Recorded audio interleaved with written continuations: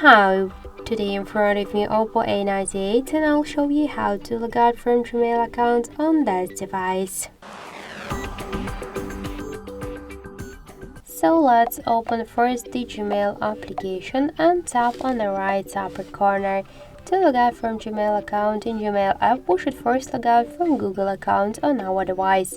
To do that, tap to manage accounts on this device, tap to your account and click on the right upper corner to these three dots.